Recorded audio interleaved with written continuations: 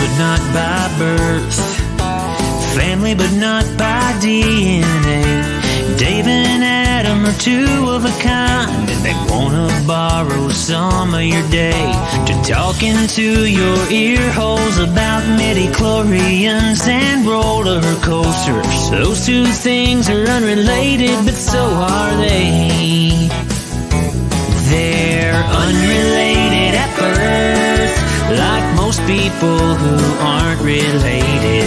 Unrelated at birth, but they're brothers in a brotherly way. Now it's time for the phenomenal brother and the golden voice of the South.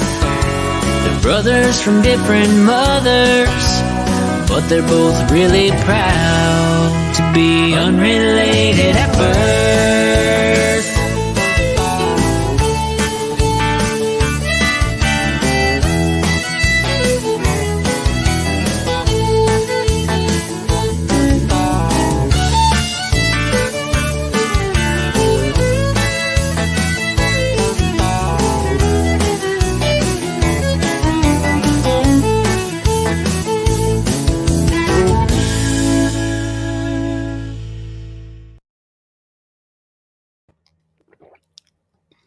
So it's become a thing where I have to drink now every time the countdown goes below zero. It's tradition. It is. It's just like it's now a tradition that I have to say your full name when I'm introducing the podcast. Have you been doing that lately? I haven't noticed. I guess I just take it in stride. Oh, well, it's the thing. I mean, I have to now. You have more of a problem being called by your Christian name than I do, so. Exactly. And see, Vance Cup says, "Oh, look, Dave is drinking." So it's a thing now. Okay, so let me explain. I have a reason I'm drinking tonight. It's keeping me warm. For those of you who are members of the Unrelated at Birth Facebook group, you would see that I came back from vacation to my house where the propane is out. It is now currently in my house, 56 degrees. What's the wind chill in your house right now? There is no wind. Are you drinking an iced coffee? It's delicious. Do you have Uggs too? No, I don't. Are you drinking bourbon? Do you have a brown leather chair to go with that and some Cigar Aficionado magazines? I do have a Cigar Aficionado magazine. I don't have a brown leather chair. I do have a green leather chair. I do have a green leather chair. I was about to say. Yes, Hank Hill is so disappointed because my propane is out. You know. Well, sorry. You know what, Dave? You should keep it filled. Dang it, Dave. Dang it, Barber. Dang on. You didn't get any propane thing. Dang on. Dang on thing. Yes, it's cold in Huntsville, Alabama right now, or Madison, Alabama. So I told you it felt like inside. Outside, I just looked this up. 17 degrees with a wind chill of 9. That is officially oof. Ooh. I believe that's the word for it. Oof. Ooh. Yeah, we were talking before. It's 80 here with it feels like 78. So it is warmer here than both in your house and outside there. Combined. Yep. Even if you did some addition, little mathematics or maths, as our UK listeners would call it. Mathematism. Maths. So do we want to talk about my trip on the podcast, or do we want to do the trip on the Facebook Live? That's a podcast worthy story. We want everybody to hear that, both Facebook and podcast. Yeah, but Facebook, we got we're talking sports, man, and we're talking something near and dear to my heart. Okay, we're talking your trip back from Disney. That's near and dear to your heart too. I mean, you can give 5 minutes. That's what happened. No, it's got to be 5 minutes, or else it's going to be like, and then you want to know what happened. Well, no. So the trip was fun, but it's the road home that the long and winding road. Oh, little do you know that it is so long and winding. Long and winding enough that I thought you were heading to Chattanooga, and then you get, we're home. It's like, okay. So Wait, anyway, what? We'll get into that. Yeah, Are you with Chewy? Chewy? Did you walk in? Did you walk in and go, Chewy, we're home? Chewy, we're home. Oh, I can't do it. It sounded more like Among Us than it did Chewbacca, but yeah. Hey, by the way, Harper got to do the Smuggler's Run. Did she like that? Hell no, she did not like it. She didn't like that? No. Oh, man.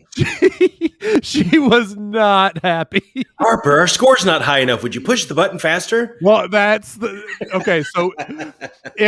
So she was a gunner.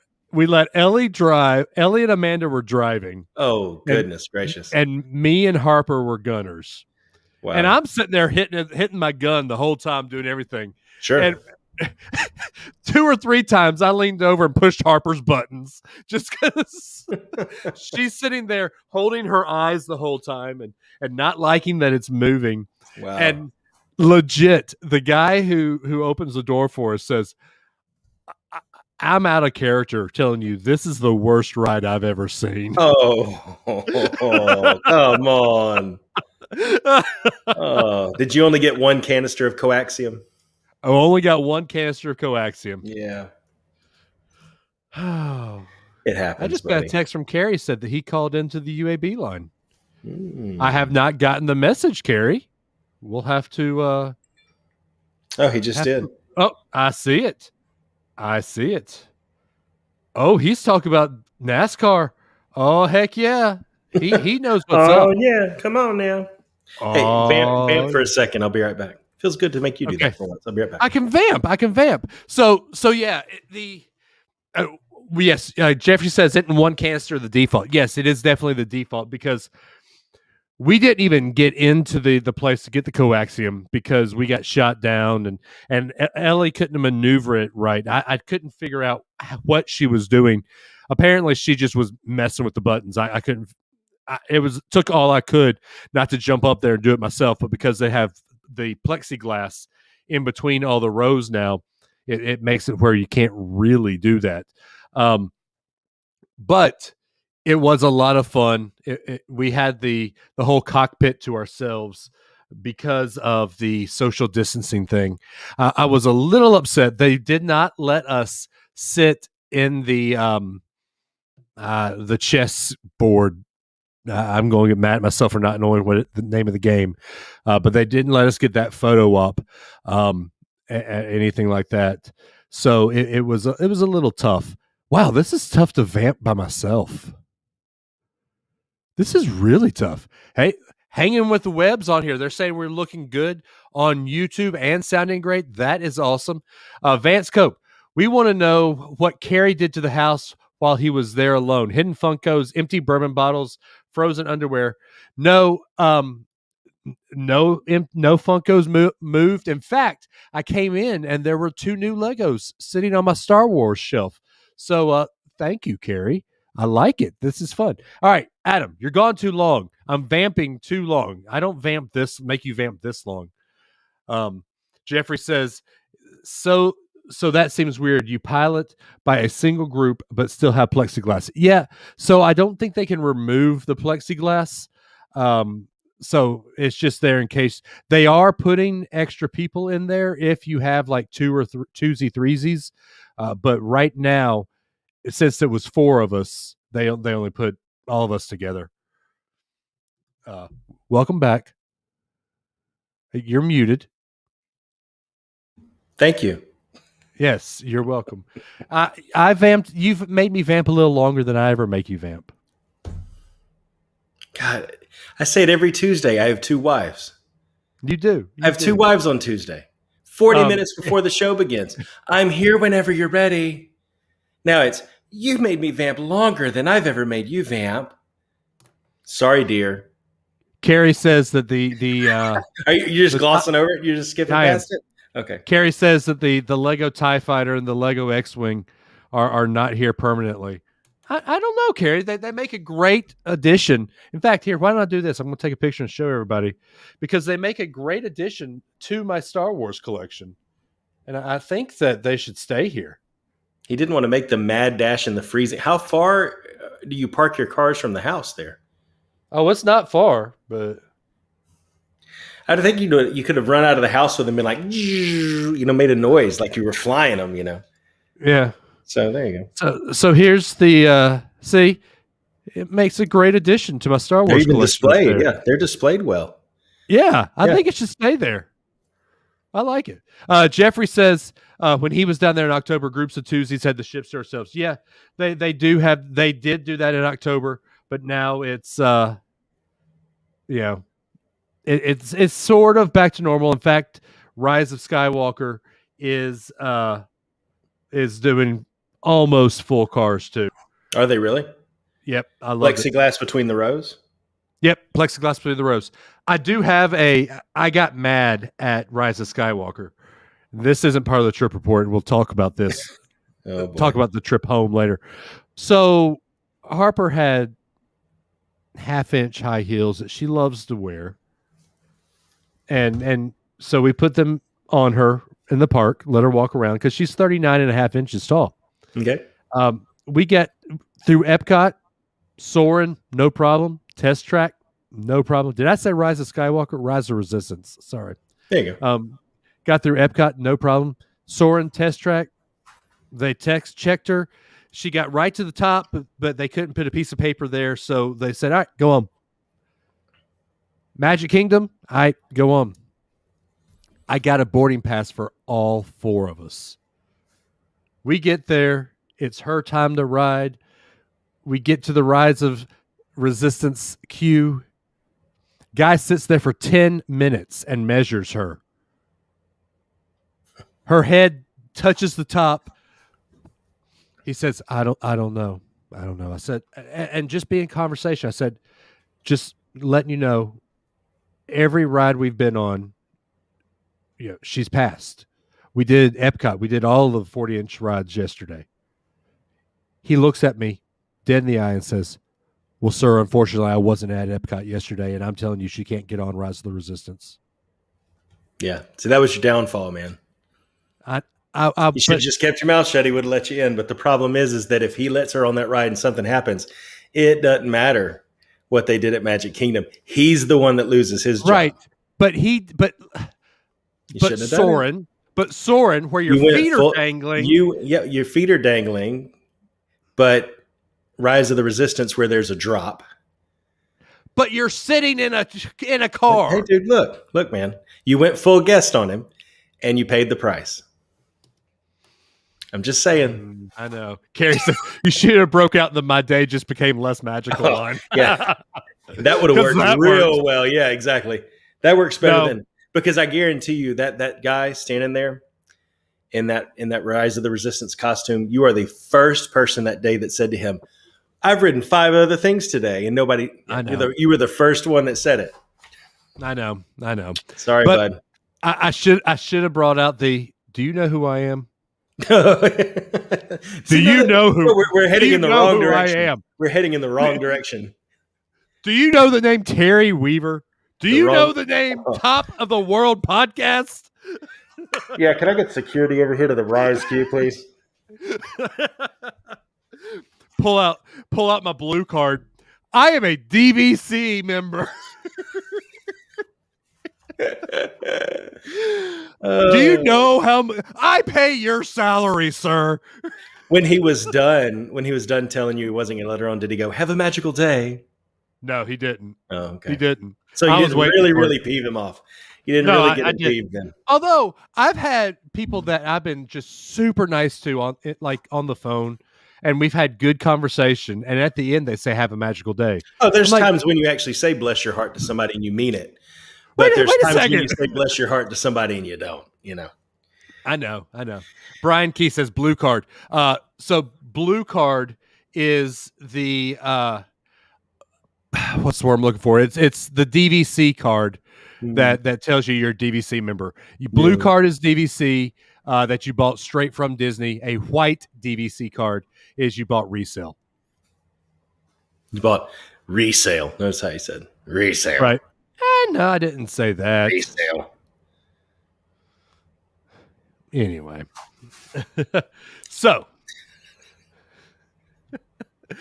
Jeffrey, I bet he didn't use the 2-finger point to Dave when he exited the game. To that point, good evening, Willow. To that point, I saw 3 people, 3 cast members. 3. All of them bellhops, actually, use the 1-finger point. Where was this? At Tower of Terror? No. At the resort? At Boardwalk. Which I almost said something, but once again, blue card here. You know it's 2 fingers, right? Once again, I didn't want to be that guy. Yeah. Carrie, hey, Adam, is that a 7-Eleven bid gulp? No, it's a Dunkin' Donuts iced coffee. Our Dunkin' Donuts is closed right now because of ice on the road. Only ice we have is the ice in my iced coffee, so it would melt. Yeah. I'm sorry you guys are dealing with that weather. I have a big space heater under my desk right now. A dog? Is your dog under the desk? No. Oh, an actual space heater. Yeah, it's an actual space heater that Carrie brought because is he going to take that back too? Probably. Yes, he's my Legos and my space heater now. Yeah, he's definitely going to take this space heater back because he tells me it's one of his friends. In fact, let me see if I can pull it up here. His space heater is one of his friends. What's his name? Ow! I hit my head on the mic.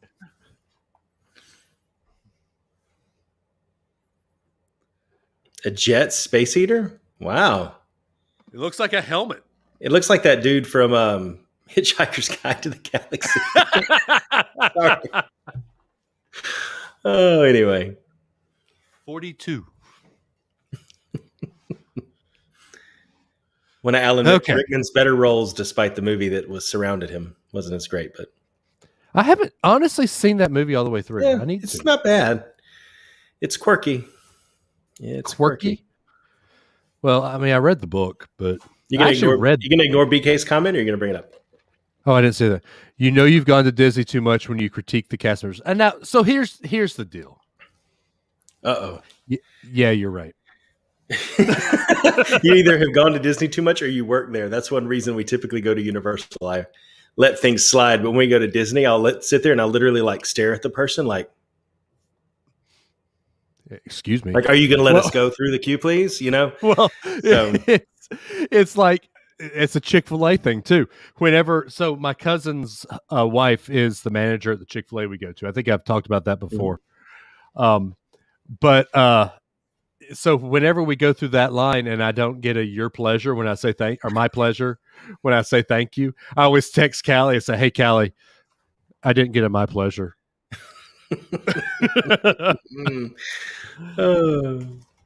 So. And she says, have a magical day. Exactly.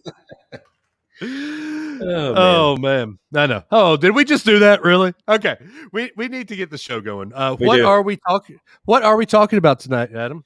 We're talking about your boy Dale Earnhardt.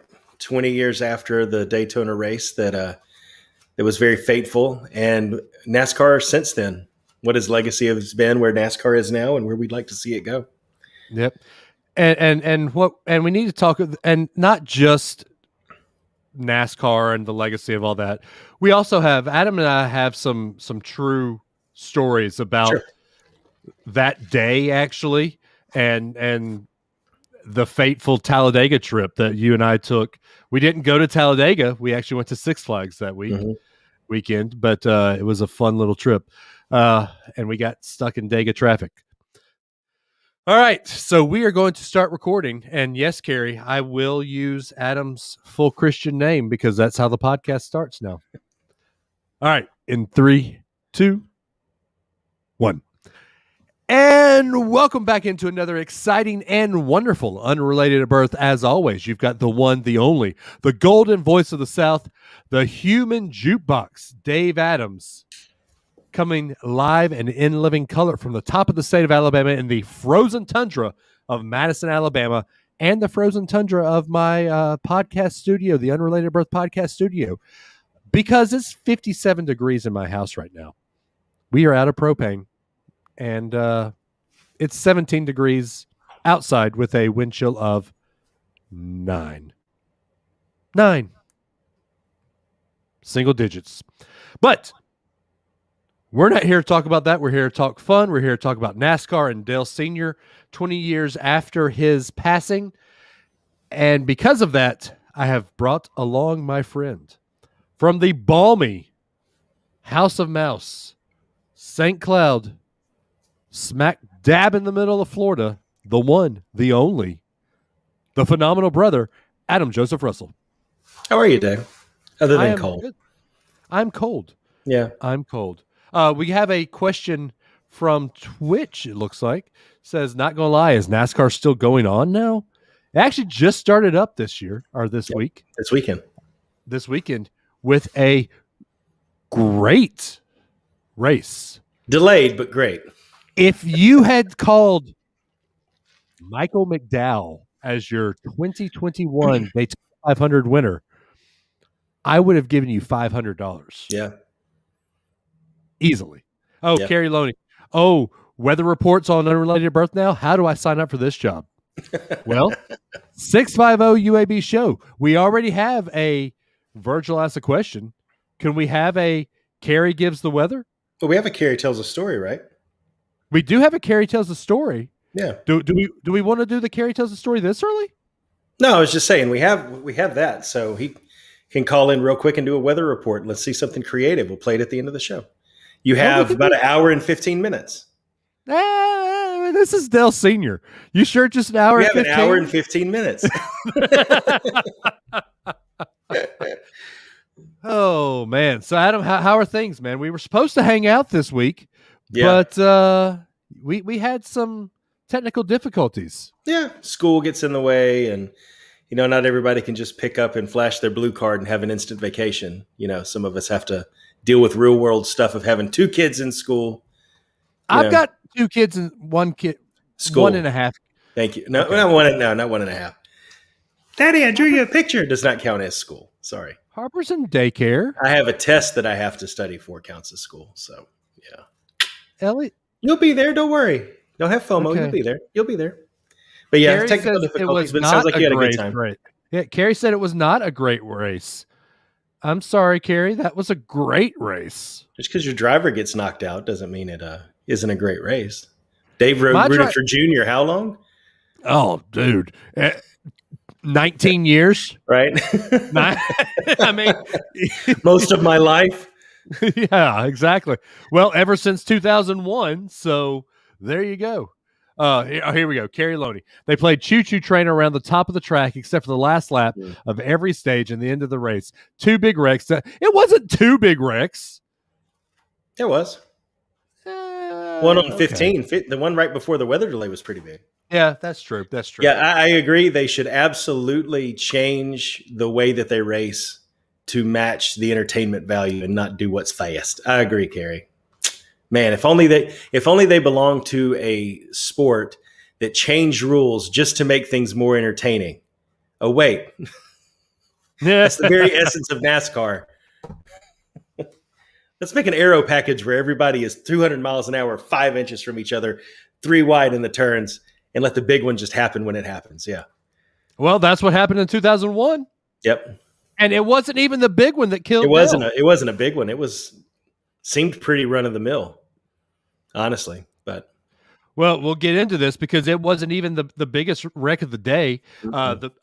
Shockingly enough, Tony Stewart still lived. Yeah. So anyway, do we want to talk about my trip to Disney before we get into NASCAR, or do we want to just dive into it? I think you can give a little bit of your story. Not bury it too much. Tell about your conundrums and such. We went to Disney and had a great trip. We met Josh and Taylor, the WDW couple. In fact, if you follow them on Instagram, you will see Josh wearing his 5-time guest jacket in Hollywood Studios. But we were going to do a video. They were about to shoot a video, and then the bottom drops out, and it was hurricane force rain on Saturday at Hollywood Studios. Luckily, we went back to the hotel, dried off, and got to go back and do Rise of the Resistance. which was a lot of fun. If you were listening, if you're watching us on the Facebook Live, then you would have heard everything that happened there with Harper and our conundrum and me being a bougie DVC blue card holder. But yeah, so as you heard earlier, it's cold here in Huntsville and in North Alabama and in Middle Tennessee. We were supposed to fly back into Nashville on Monday night and pick up my truck and go home. Well, because Nashville was, it is the white tundra right now, we changed the flight to come back into Huntsville on early Monday morning. Get up early Monday at 2:00 to catch the Tragical Express, and we make it there. We pack all of our luggage. We get to the airport 3 hours before the Delta counter isn't even open yet. We sleep in the airport for a little bit, get on our flight, go to Atlanta. We get to the terminal, we get to the gate. Not 5 minutes after we sit down, they cancel the flight from Atlanta to Huntsville. So our luggage is still on the plane. We can't get our luggage off. We were going to just stay the night in Atlanta, but we decided to get a car and drive to Chattanooga, which is where my aunt is from, and spend the night at my aunt's house because Chattanooga is not supposed to get anything. We start driving. I'm PO'd as usual. I don't have my meds. My daughter doesn't have her meds. So it was a fun day. Adam, I didn't tell you this, but we get to Adair, Georgia. And so I rented a Dodge Charger. Ellie has not ridden in a sedan probably her whole life. We've all had SUVs or trucks.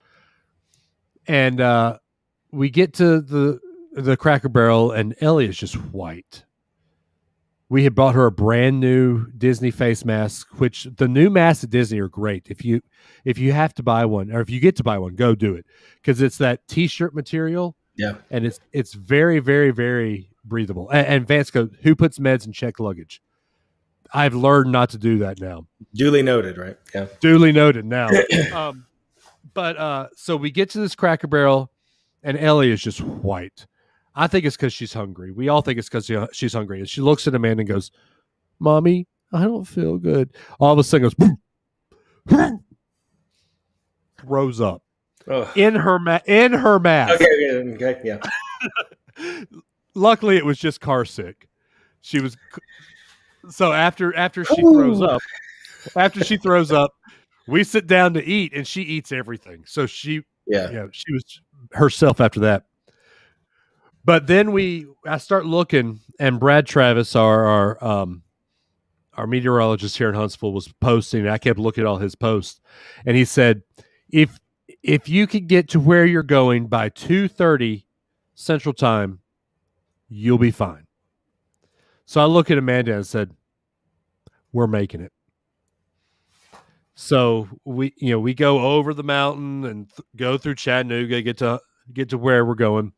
About 45 minutes outside of Huntsville, it starts pouring.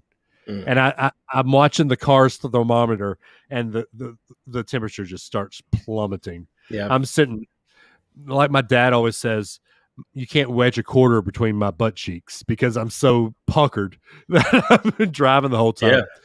Yeah. And so if you know anything about Huntsville, we're called the Tennessee Valley. To get into Huntsville, you have to go through over a couple mountains. They're really hills to most places. But you could tell that one of these hills had been salted over because it should be icy, but there's a definite lane to get through. I get home, we're fine. I fall asleep because I probably slept for an hour because I stayed up to watch Daytona.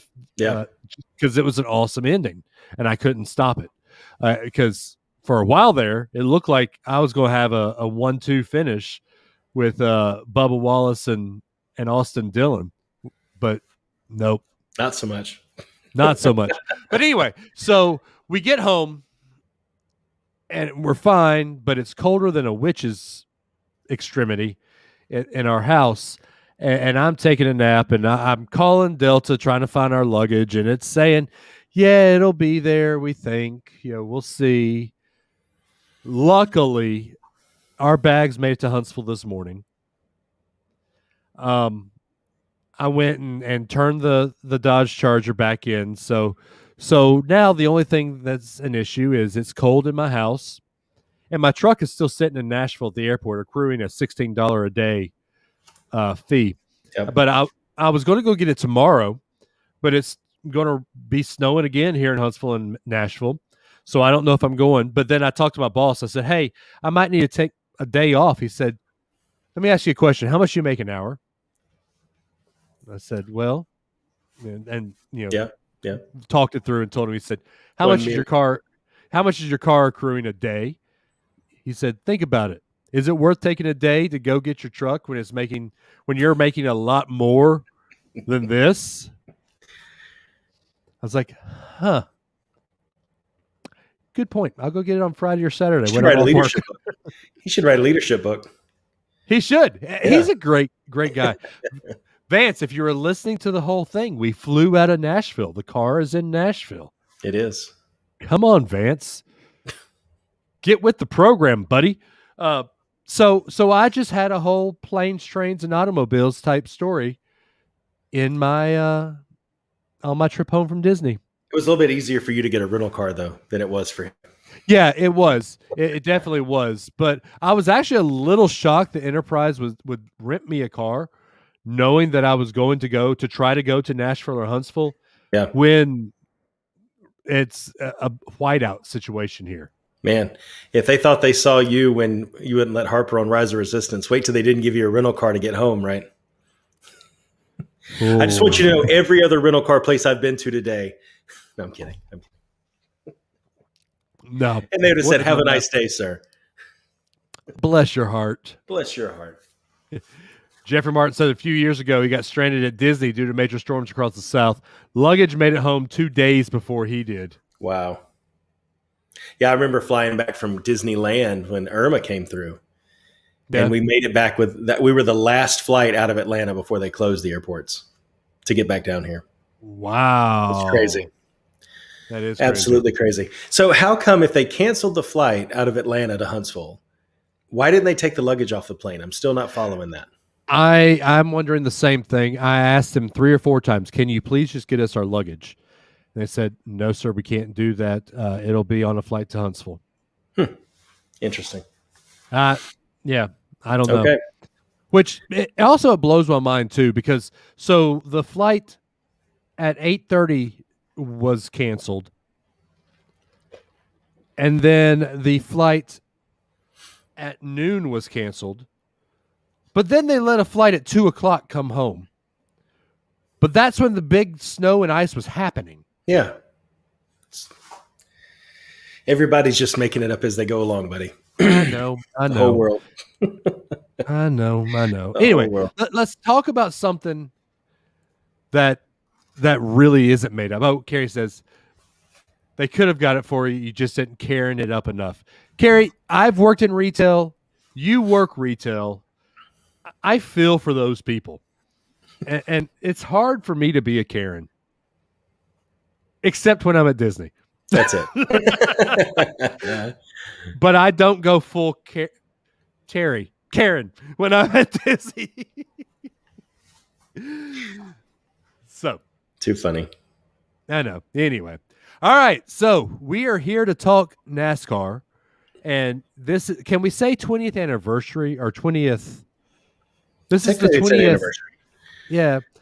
The 20th year of Dale Sr.'s passing. Yep. At the Daytona 500. It was crazy, man. And I said this in the description. We don't normally talk sports, and here it is 2 weeks in a row we've talked sports, but really the Super Bowl wasn't a sports talk. It was more talking about the commercials.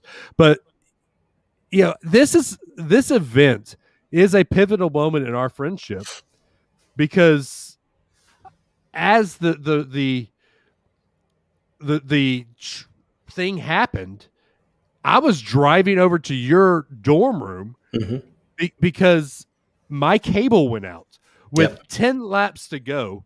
Junior was just trying to get into the lead. I think Junior and Senior were actually battling for the lead. Yeah. My cable went out at the University Commons, and I called you and said, "Hey, is your cable out?" You said, "No, come on." So I came over to your dorm, and as I'm pulling into that little alcove, I don't even know why I didn't park at your, to park. Gotta go, man. 10 laps to go. You got to get in the building, dude. I pulled in that little alcove there where the dumpsters are. Yeah. And was running up the stairs, and you called me and said, "Dude, you need to get up here quick." Yeah. And you was telling me what's happening. And first off, so let's set the scene. Earlier in the day, Tony Stewart had a wreck where he flips his car 4 or 5 times over 2 or 3 cars. Yep. And he walks out of the thing. Not a scratch on him. I can't remember at the time. Did Tony Stewart wear a full helmet? I think everybody was he wearing did. that? I thought he was then. I thought Earnhardt was the only one left that didn't, but I could be wrong about that. Rusty still wore it. Rusty still wore the half helmet. Yeah. But I think because Tony's one of the newer guys, and because he raced open wheel, yeah, and they have to wear the full face. So I think you're right. So, and that's something else we're going to talk about. Open wheel and all these guys are wearing these full face helmets, and so they know when they have these bad wrecks, they're fine. Mm-hmm. Senior, of course, wore that half helmet that didn't do anything. Yeah, and probably paid the price for it. Carrie says Senior and Junior were the only ones wearing the open face at the time. I forgot Junior wore it too. Yeah, I didn't remember that either. I'll have to go back and watch. But anyway, so you were watching it live. Tell me what went through your mind when it's the same thing you feel going back watching it now. If you watch any of the replays, you get caught up in the moment of DW rooting for his little brother, and getting excited about that. And you're caught up in that. And then all of a sudden, as soon as he says, "I just sure hope Dale's okay," you don't hear them talk that way.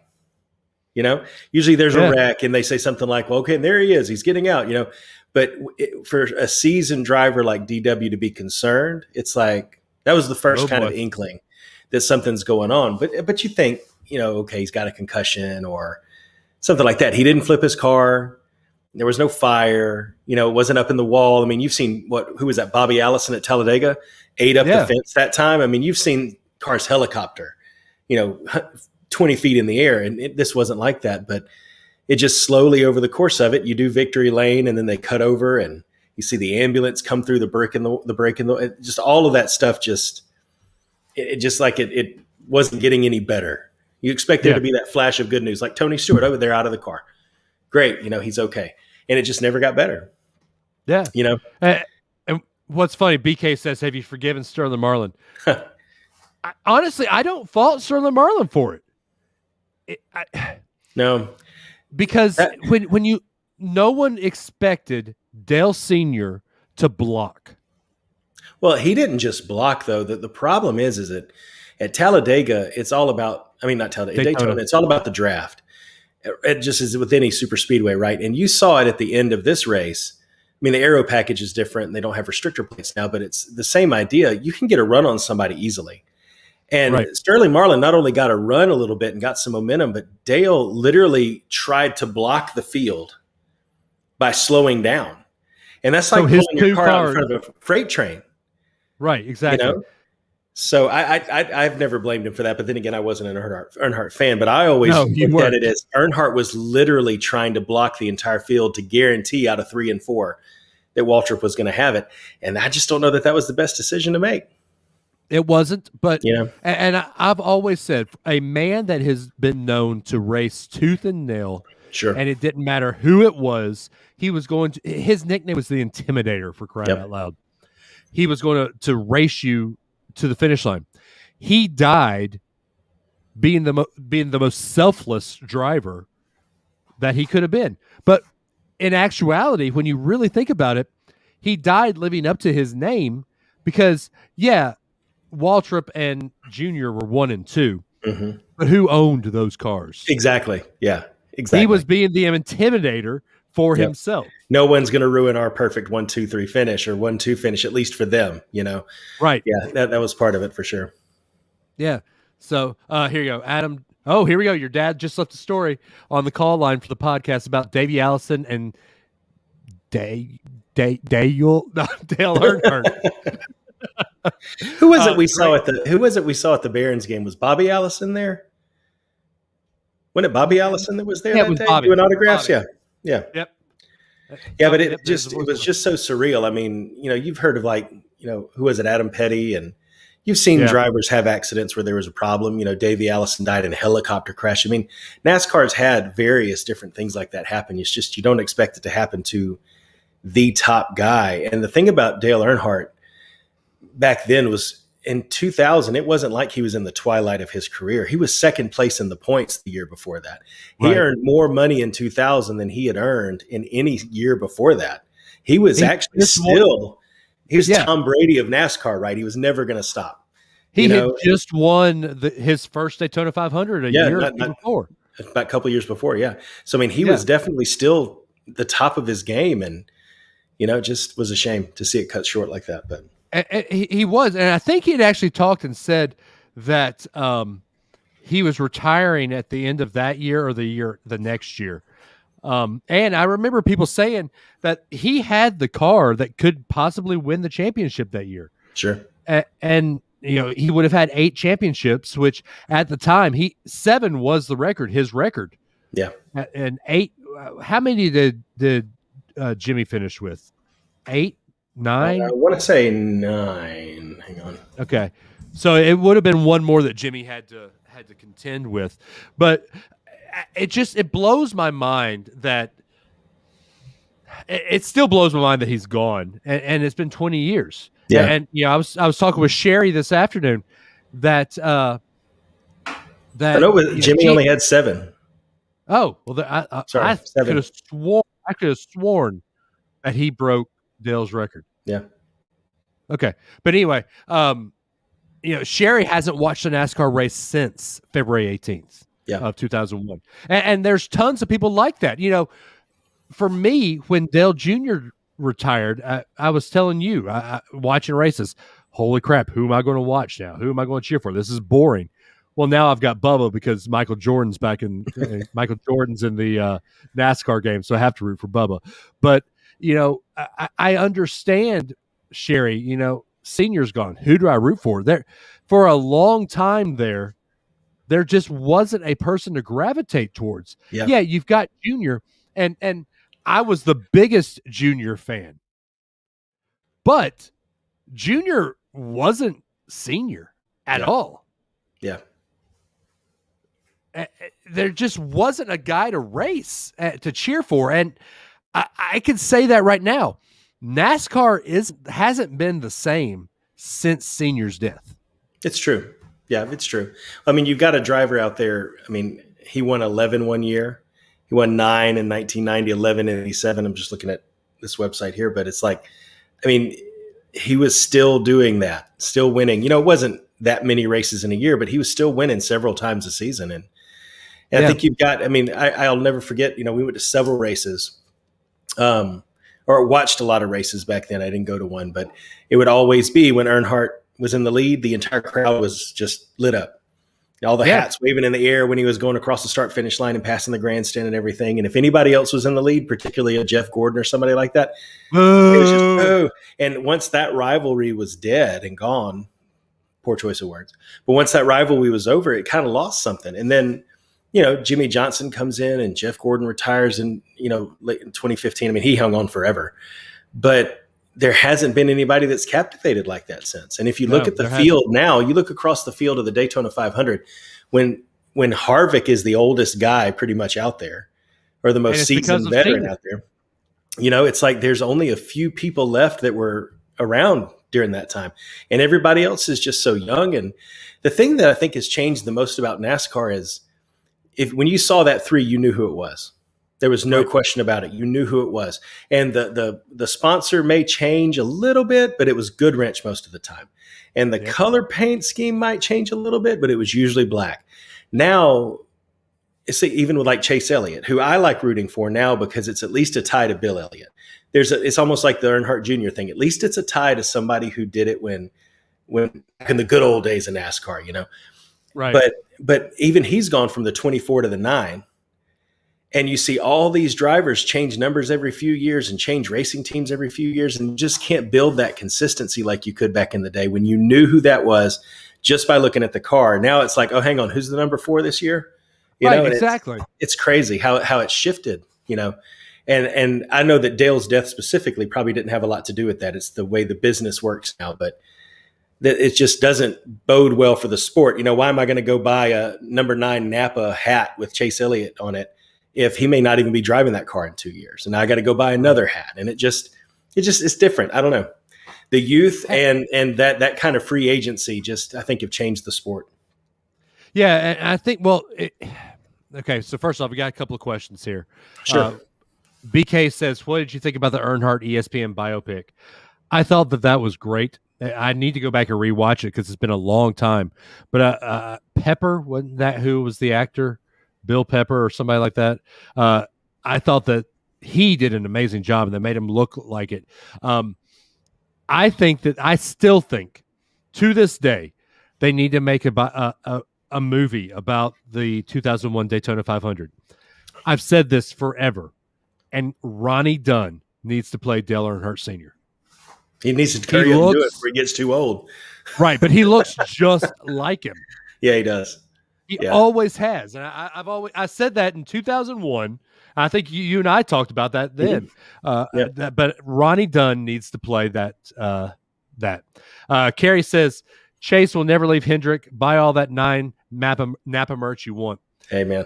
I was rooting for him from day one. That race you were at Talladega, man. I've always, like I said, I've liked the connection to Awesome Bill from Dawsonville, man. It's one of those old timey kind of things. I know we sound like old men, you know, it's a tie back to the old days when racing was racing, you know, but it rings true a little bit as a fan, you know. Well, it does, because true racing was true racing back then. Yeah. I mean, hell, Awesome Bill from Dawsonville went 209 around Talladega. Exactly. No one's ever going to do that again because of restrictor plates. Yeah. Well, the thing Chase, I think, has fallen into too, is I remember what I always liked. One of the reasons I always rooted for Jeff was he would be in 15th with the last green flag stop coming up, and his pit crew would shoot him out on a 2-tire change and have him up in 7th. And then you could just watch the lap times. And he would just catch up slowly. And before you know it, he just took over. It wasn't an intimidation. It was just like a war of attrition. He ended up at the front before it was all said and done. And he was in the right place at the right time. Chase Elliott had a little run there, especially when we went to Talladega and a couple of races around that, where he'd be in the wrong spot. He'd get caught up in the big one. But his instincts have developed a little bit better now, I think. His luck's probably gotten better too. But like Sunday's night's race, he was in the right place at the right time and went from 8th to 2nd in the span of 2 laps just because he chose the right thing and was in the right spot. And it's that kind of stuff just makes it fun, you know. Well, there'll be times where he's not, but you know, it made it fun to see that happen. This is where you and I have always differed. Yeah. You like that little sneak up on you type guy. Yeah. I've always liked that intimidator type character. Even in the my wrestling characters that I like. You know, I like Undertaker. I like the NWO. We're going to intimidate you and make you lose. Yeah. When it came to NASCAR, the Intimidator was my guy. He doesn't care who you are. He's going to put you in the wall, and he's going to take that spot. Now, if you put somebody in the wall, you get talked bad about. But they glorified Senior for it. Yeah, they did. Well, it's a different age. It's a completely different age. But, I mean, you sit there now, and it just feels completely wrong. Nothing against Denny Hamlin. Well, nothing against him publicly. Everything against Denny Hamlin. But it's just wrong to hear that Denny Hamlin has surpassed Bobby Allison for number 7 all time of laps led in the Daytona 500. That just doesn't sound right, man. Denny Hamlin should not be better than Bobby Allison in any stat, any category. It just shouldn't happen that way. You know, and it's just a different age, man, like I said earlier. But just like Nick Saban should not be better than Bear Bryant. Exactly. But, you know, But this is the world we're living in now. Yeah, but at least Nick Saban's kind of cut from the same cloth. That's almost like saying Lane Kiffin just surpassed Bear Bryant at anything. Okay. Completely different style. You know what I mean? Anyway. Yeah. Brian Key, I miss Mark Martin. Mark Martin was the most vanilla racer. He's the Cal Ripken. The Cal Ripken of NASCAR, man. He was always there no matter what until he was like 85 years old. Yep. You got that right. He was gray when he was 20, though. I remember. Yeah. I never rooted for him, but you know what I miss? I miss watching that number 5 Kellogg's Corn Flakes. Terry Labonte's car go around the track, man. It's that big rooster on the hood, man. See, I remember Terry Labonte driving for Gibbs. Yeah. When it was both the Labonte brothers driving for Gibbs. Yeah. So, but anyway, so back to our senior stories. Do you want to talk about the fated Talladega trip, or do you want me to? I mean, we can both talk. I mean, we went to Atlanta. We were driving back from Atlanta. Yeah. And you were driving. Were you driving? I was driving. Some reason I was. No. You were driving. I was trying. So our friend. You're right. We were in the truck. Our friend Sarah Bryant was behind us. Yep. Because we had stayed the weekend at her house, and we watched the race, which was a great race. And this was our mistake. We said, all right, we're going to finish the race and then drive back. When everybody was hitting the interstate. Yeah. Right. We were young and dumb. Good job, guys. But yeah, we got stuck in the traffic. And at first it's one of those annoyances, right? It's like, oh, why did we, and then we were stuck in it long enough where the haulers started coming out. You started seeing them. And you talk, you say it, man. It's your guy. Yeah. You tell this part of this. I know. So every time a hauler would go by, everybody would roll their windows down and just stick the 3 fingers out. And it doesn't matter if you were at the race. Doesn't matter that we're stuck in this traffic. A trip that should have taken 3 hours took us 7 hours to get back from Tuscaloosa. But every hauler would go by that we'd put the 3 out. Anybody would pass, we put the 3 out. I mean, it was probably one of the weirdest car jams, traffic jams I've ever been in. It was one you didn't mind being in. It's a memory, dude. Yeah, it was a memory. And I remember it. You probably don't remember much of it. I remember some of it. Yeah. I mean, what I remember. Oh, go ahead. Can we talk about when you made me drive by myself and So anyway, the thing I remember the most about the whole Dale Earnhardt thing, other than the day when it happened, is I went with. Did you go with me and Lindy to that Chevy dealership in Tuscaloosa? And they had a big poster that they were sending. Like one of the radio stations in town was doing a whole thing where you went down and you signed this big poster board thing. It was several of them, and they were going to send them out to the family and all that kind of stuff. The city of Tuscaloosa, and all that kind of stuff. And why didn't I go with y'all? I don't know. Y'all left me out of so much. Oh my gosh, whiny baby. You probably had band practice. That's probably what it was. I have band practice. Probably. Or a basketball game or something. But no, what I remember the most is that, and all of the on the radio they played Diamond Rio One More Day, and they'd intersperse like things about Dale Earnhardt. I remember that one. Yeah, I remember that. So I had a 3 on the back of my car and an 8. Now, and I was so mad because I had just put that 8 on there, and then 2 years later, Junior decides to go to the 88. I had to buy another 8 sticker. See, that's what I'm talking about. See? Yep. Well, okay. So that wasn't Junior's fault. I blame Teresa Earnhardt for that. Oh, sure. Absolutely. Yeah. Brian Key, I know what Dave was doing. What was I doing, BK? Was I hanging out with you? NCAA 2002 is probably what Dave was playing. Probably. I might have been hanging out with BK. I don't know. BK, was I hanging out with you then? I don't know. Okay. Anyway. Oh, wait. Is he going to say hanging out with Kim? You know what? You deserve that. I do. Oh, Carrie. The awards banquet that year, they did a tribute and Garth played the dog. I don't remember that. Oh, I need to find that.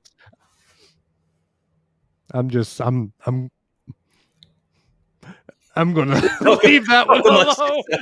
Talk amongst yourselves.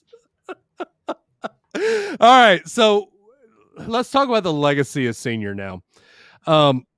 What has his death done to better NASCAR, and what has his death done to hurt NASCAR? Whew. I think the safety aspect is probably one thing you could take away of how it helped. There've been so much of a focus on that since then. It's hard to honestly remember how much stuff was before and after, but Hans device, full helmet. Yeah. Safer barriers. The whole thing has just kind of revamped itself. The aero packages, even, I think they put with a safety in mind, but I think that safety probably is the one thing. And it's a shame that it took that for it to happen, but that's the kind of thing that usually is always retroactive. So I think that's the biggest positive. I think that the negative, it just felt like, I don't know, it felt like it took the wind out of the sails. Like no one was quite satisfied with it anymore. Because you went from a sport where, you know what, if the last 5 races don't matter because Dale is in the lead by 180,000 points over the second place guy, we're going to cheer him on. And then when he wasn't there to like dominate and cheer for, it's like, well, let's change the rules a little bit like this, and let's do the chase for the Nextel Cup, and let's do the playoff system, and let's change and have stages. And it's like they've just tweaked with it, trying to find a way to make it acceptable to the masses again without him. And I don't know that any of it is helping. I think you've got the people now who like NASCAR and they're going to watch it, and they're the people who are going to, and that crowd is slowly just going to dwindle. It's just going to dwindle over time. You can't make people love it. It's something they just have to pick up. So let's say this. I do hope that people like Michael Jordan and Bubba Wallace will bring new viewers to NASCAR. Mm-hmm. And I really anything Michael Jordan touches, except the Charlotte Hornets and the Washington Wizards. They were a playoff team. They were a playoff team that year. That's true. Okay. So anything Michael Jordan touches usually turns to gold. Yeah. I mean, I have to say that it did feel like that interview they did with them. It is exciting. It's not the same folks, or, it's not even like front row racing where they're just picking up people off of contracts to put cars out there to get the money from running, I mean, he literally wants to field a championship team, and it is exciting. It is absolutely exciting. And I hope they get more than just 2 drivers and turn into something that's really good. But, Go ahead. I've had this conversation with Carrie a lot over the last couple of weeks. I hate 1-car teams. Yeah. I think for this to be a true contender, Jordan needs to buy at least 2 more cars. Sure. And let's be honest, Jordan, if you buy 2 cars, if those numbers are not 45 and 12, you have failed. Yeah, it's true. But who's going to buy 45 from Petty? Because that's the number that Aaron died in. Yeah, exactly. That's true. That's going to be tough. That's true. Yeah, but I think, you look at Bubba was up there. Adam Petty. I'm sorry. Adam, yeah. Yeah, Bubba was up there, and Denny led most of the race. I mean, his 2 cars were up there, and they were competitive. It'll be very interesting to see what happens with the road course being the second race of the season this year, and seeing if they can repeat that again, and if it stays all year, if they've got kinks they've got to work out. But I think you've got 2 teams that are pretty. I mean, they kept saying over and over during the race that Denny Hamlin's crew chief has never lost a Daytona 500. 2 he was the crew chief for, they won. So I think the foundation's there. Brian Key and Vance Cope. Shouldn't it be 23? You mean 23? 12? Oh, let me give you some Michael Jordan trivia here. Bubba Wallace's number is 23. Yes, that is his number. But for 1 game in Orlando, because somebody stole the Bulls locker room and stole the 23, Michael Jordan had to wear the 12. Look it up.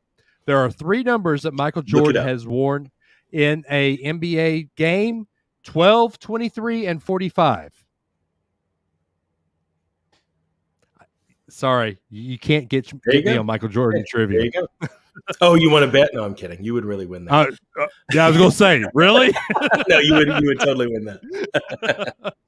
I followed Mike his entire career. So, okay, Dave is a secret Tom Brady fan. No. Go Bucks. I hate Tom Brady. Always have, always will. Okay, but it's not an iconic number for him, so why buy it? Because if you're going to, he's already got the 23. He's obviously doing, he wants the number that's his.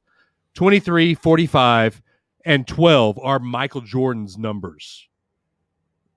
So if you're going to have a team of 2 to 3 cars, why not have the numbers that you wore?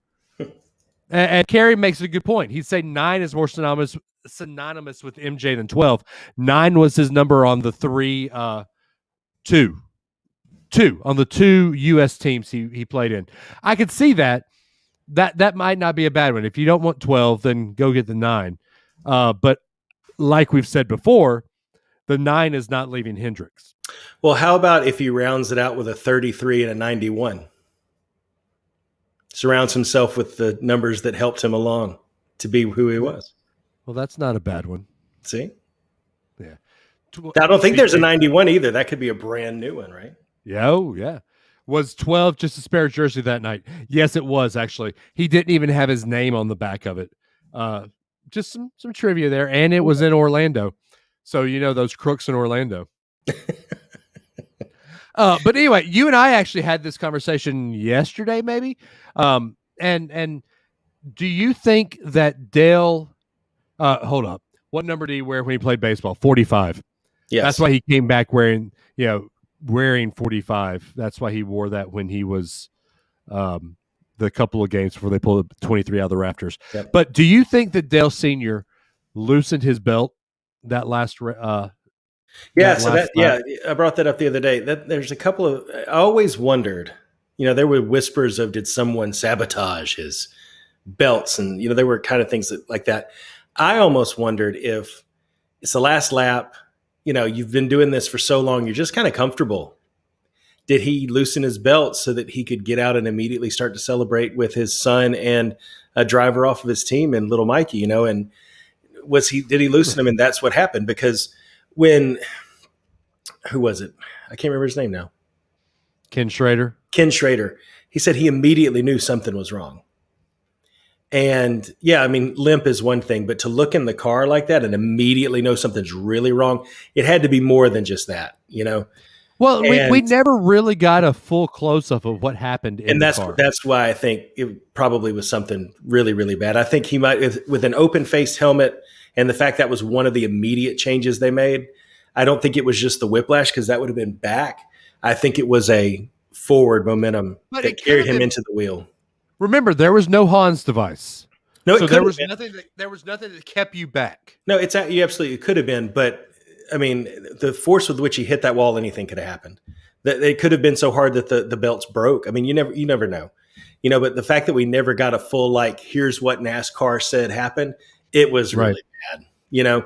So I thought, did he do something like that? And honestly, as we're sitting here talking, I have to wonder. His car slowed. We talked about how he was trying to hold the field back, which is kind of uncharacteristic in any NASCAR race. Did something happen then? Was he having a issue in the car that caused cardiac arrest? I mean, you never know. Well, anything can happen, and you never know. But you don't have that post analysis to say, here's our assessment of what happened and here's what changes we're making. It was just kind of really quiet, and then some things came out from it that they changed. So yeah. And by the way, the number 33 was Austin Cindric.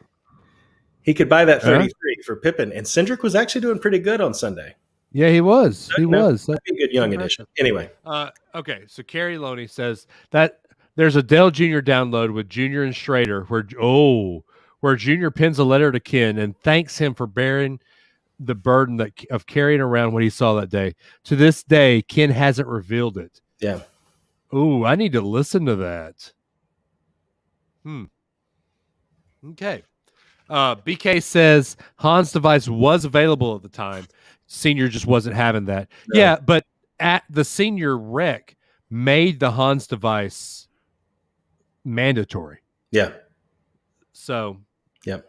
I just still blows my mind that we're having this conversation. I mean,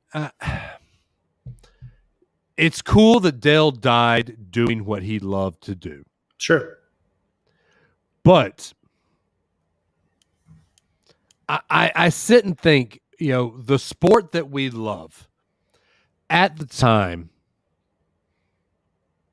what would the sport be now if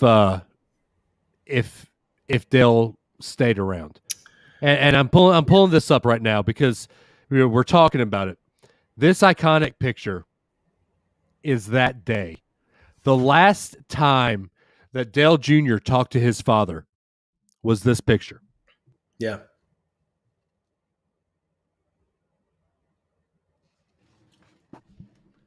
I mean, I need this picture blown up and put up somewhere in my office because for those of you with just the audio only, it's a picture of the two cars, the 8 and the 3, side by side, and you can tell that they're talking to each other. Yeah. How cool is that? Yeah.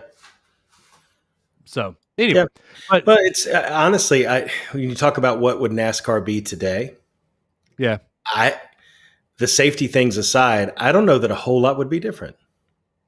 Really? I mean, well, it was one car. It was one car. It opened up a spot after a year or two. When did the 3 actually race again? Because it became the 29 and RCR. Who was it that was in that car for the 29 when it was Harvick? It was Harvick, yeah. Yeah, he drove the 29 for a while, so Goodrich was back, but not the 3. And it opened up some opportunities like that. But I mean, I think you'd still have the same young talent that you have now being an influx. I don't know that anybody retired any earlier or later, or I don't know. Would we have had Hendrick or not Hendrick, Harvick? Because Harvick is the one that took over that car in the very next race. That's what I'm saying. It opened up an opportunity for him. Yeah. But I mean, you got 43 other cars out there that, Mark Martin hung around for a long time. Jimmy had a great run. Jeff Gordon was around till the mid-2010s. Here you go, Adam. Jimmy Johnson didn't race until the next Daytona. That's true. So there was no Jimmy. There was, but he would have raced in the next Daytona with or without Dale, though, is what I'm saying. Yeah, exactly. I remember sitting in your dorm room at Rose Towers. Good grief, you and I watched a lot of NASCAR races together. We did. But I remember sitting in your dorm room at Daytona and like, who the crap is this 48 kid? Right. He's a rookie and he's got the pole for Daytona. Yeah. Yeah, he was a good one. Nice guy too. Was that the same? That was the same day that you and I played that prank on Sarah. Prank on Sarah. The vodka prank. With the water. Tell it, Adam. Tell it. We did it. We did it a couple of times to different people, I think. This is the one to Sarah, though. But we acted like we'd had water, and we acted like it was vodka, and acted like we were drinking it. Just like, what in the world is going on with you guys? This is not at all like things, Yeah, going shot for shot. But hook, line, and sinker on that one. I think I had Sarah the moment. For those that aren't watching on podcast, we did this to Sarah where we had this absolute vodka, absolute Citron bottle filled with water, and we're doing a shot and then flip the shot glass. There was half a shot left in the bottle. I took the bottle, turned it up, and flipped the bottle. And then after I did that, I looked at Sarah and said, all right, I'm going home. Grab my keys. Oh, man. Oh, those days when we were young. All right, Kerry Loney says, it led to NASCAR president Mike Helton retiring sooner than intended. Helton was of the old guard and kept a lot of the rules and car changes we've seen that happening sooner, though Helton was on the forefront of safety stuff. Yeah, I can see that. Yeah. Bill France didn't even any better. Yeah. It's like I said, I don't know that his accident and his death hearkened it and made it come any faster, but man, it's just been a lot of just, I don't know, watering down, and I don't like stages. I'm not crazy about the playoffs, but I get the need for it, but I just feel like with the playoff system, before, I get it. You'd have a driver that's like 300 points in the lead. Nobody's going to catch him.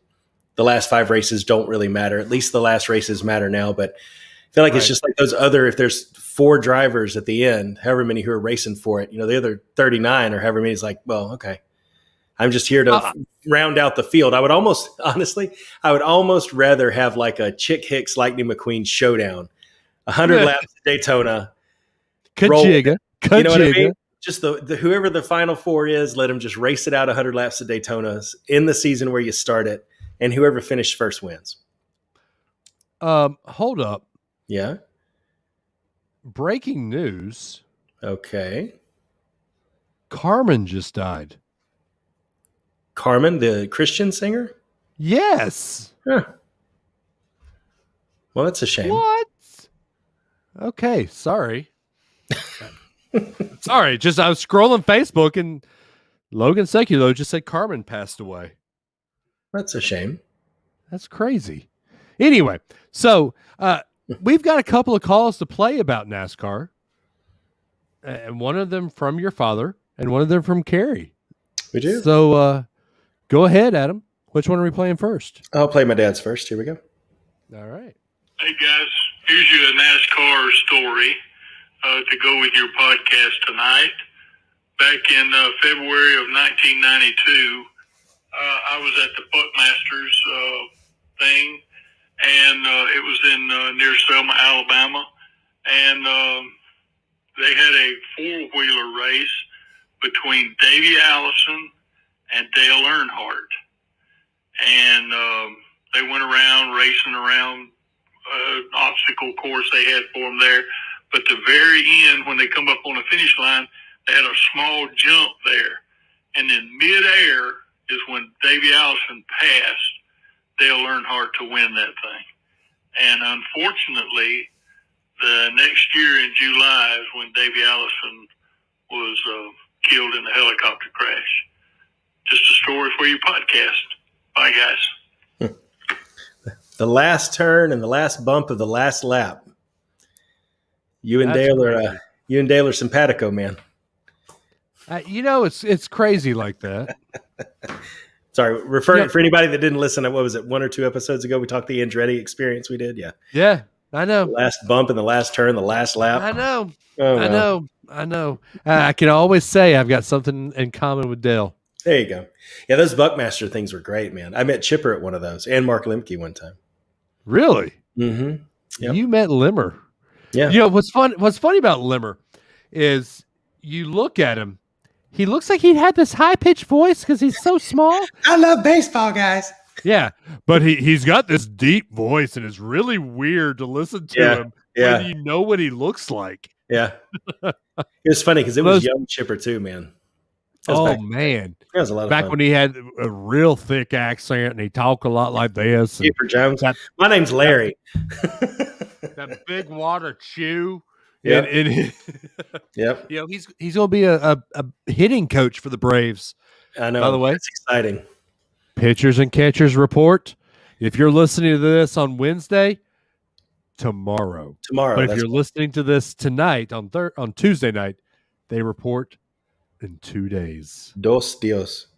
Dude, baseball cannot get here quick enough. All right. Go ahead and play Carries. Here you go. Hey guys, Kerry here. I just wanted to chime in with a fun Dale Earnhardt story. This would put me back to like 1991, one of those years anyway, at Darlington with our family, or with my family, I guess I should say, not ours.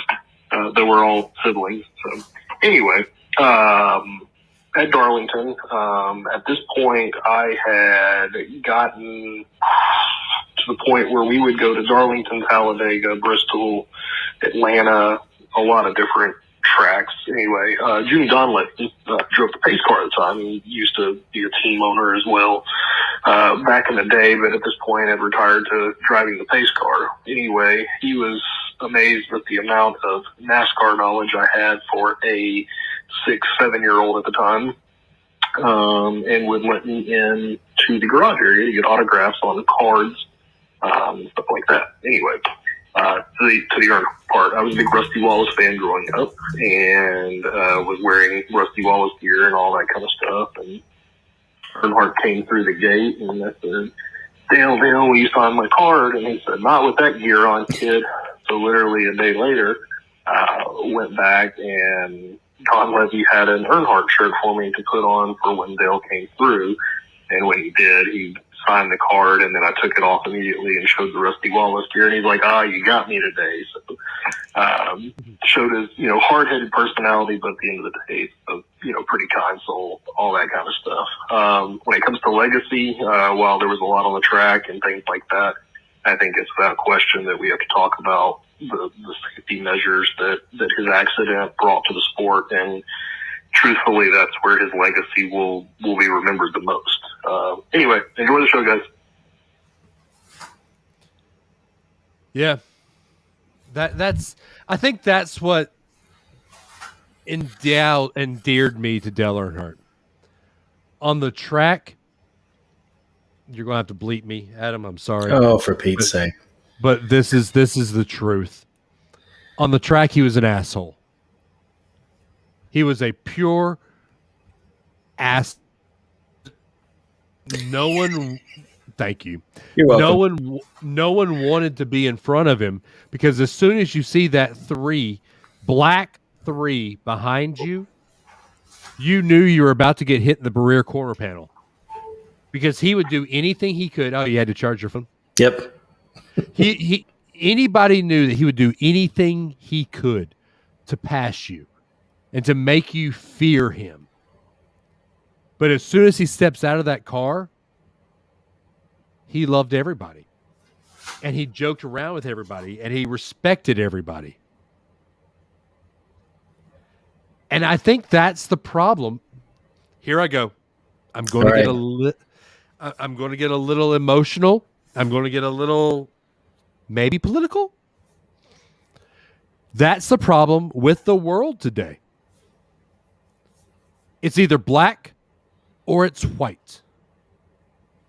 There's no in the middle. There's no multiple personalities like Dale Earnhardt. You're either for me or you're against me. When people were on the track, they hated Dale Earnhardt. But off the track, they knew that he was the most lovable person in the world. The world needs more people like Dale Earnhardt. Be strong in your convictions. Be strong in who you are. But know that there are people on the other side that don't agree with you, and still love them. Still get along with them.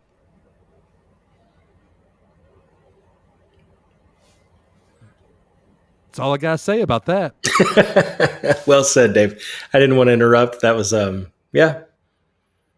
I mean, and that's the thing about it, too. That's the beauty of sport, though, right? Is that when Earnhardt and Gordon were in the midst of their, they'd feud in the garage, they'd bump on the track, all that kind of stuff. But they still respected each other. It's their job. They didn't go home and Earnhardt sitting on the couch and be like, I'm going to unleash a tirade. I know there wasn't Facebook back then, but I'm going to go to the press and print this story about this Gordon guy and destroy him. You go home at the end of the day and, okay, I raced. You won. Good job. And we continue on another day. But it's now what the problem with the algorithm, because I won't call it social media anymore. I call it the algorithm, is that it gives us a 24-hour a day, 7-day a week, anonymous platform to say whatever the heck we want to say. Yep. And we can never get away from it. And what's funny we never is, put it down. And the thing is we are the product, guys. I mean, I'm going to go on my rant a little bit because you and I have been talking about Facebook strategies. No, it's not going to be that long, I promise. You don't have to get a book, but we are the product. When you log into Facebook, Facebook is not the product. You are the product. And we're letting ourselves be simultaneously destroyed and sold by the monster that we've allowed into our lives. I'm done, Dave. I'm done. Seriously, I am. Is Black Spire a good book? It was almost a relief watching Vi disappear into the forest on her way to work. On her way to work. Archeggs could finally sigh heavily and dramatically and stop guarding his expression and posture. Oh, wait, you're done. Wait a minute. Did you just say that in that book, that he couldn't be his authentic self around other people, that he had to put on a mask. Exactly. What a perfect thing. You couldn't have picked a better passage. Because I will tell you, and this isn't a rant, this is just a short viewpoint again. We're talking a lot at work right now in a lot of our diversity conversations about bringing your you don't have, unless you can find another passage like that, you don't have to break out the book, about being our authentic self. And authenticity these days is punished in a lot of cases for a lot of different people in a lot of different backgrounds. It is not celebrated. It is punished. And it's a shame because it takes all kinds of people to make a world. Even if Kath was dead, there were still stormtroopers on the planet. And oh, wait, that didn't fit. No, that didn't fit. You tried. That was a good shot, though. Good try. Good try. Oh, Jeffrey Martin, are you reading the book backwards? Because earlier,